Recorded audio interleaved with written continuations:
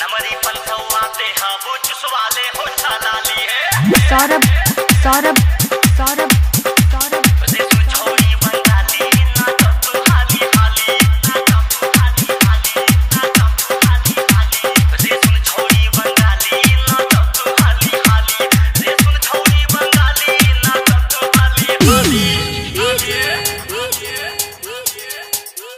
नमरी पंथवा ते हबो चुसवाले हो छलाली है सौरभ सौरभ सौरभ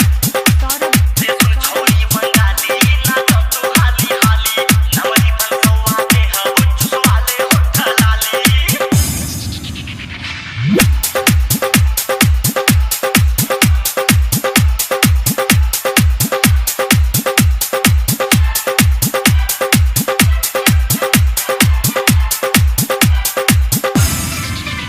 आइलू नाचे तारापुर गावे आइलू नाचे तारापुर गावे इलाके कोमर मचा दो कहर आइलू नाचे तारापुर गावे धीरे धीरे से हिले भूत बवाल होई ऊपर नीचे ना दिखाई भूतोई मार होई धीरे धीरे से हिले भूत बवाल होई ऊपर नीचे ना दिखाई भूतोई मार होई ढोली के देखी साई करबो एक्सरसाइज तोहरे खातिर रानी लुटाइब हम जवानी सौरभ सौरभ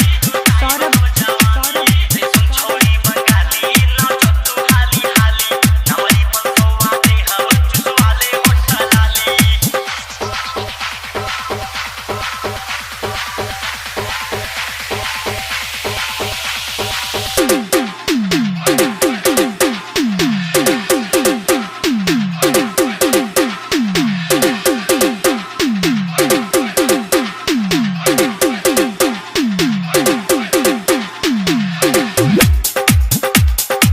ताहर जवानी भइल बा सेक्सी आजुए अपन पिला दो पेप्सी नाही मिरिंडा नाही लिमका उड़दा चौकी लगा के ठुमका मुंगेर जिला के हम लाल होई ठोक दे हम तोरा ढोली पे समयाना चौक खूब दे हम मुंगेर जिला के हम लाल होई ठोक दे हम तोरा ढोली पे समयाना चौक खूब दे हम कहेले सीधा सवरिया लड़ा लेते नजरिया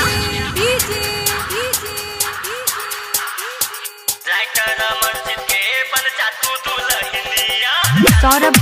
सौरभ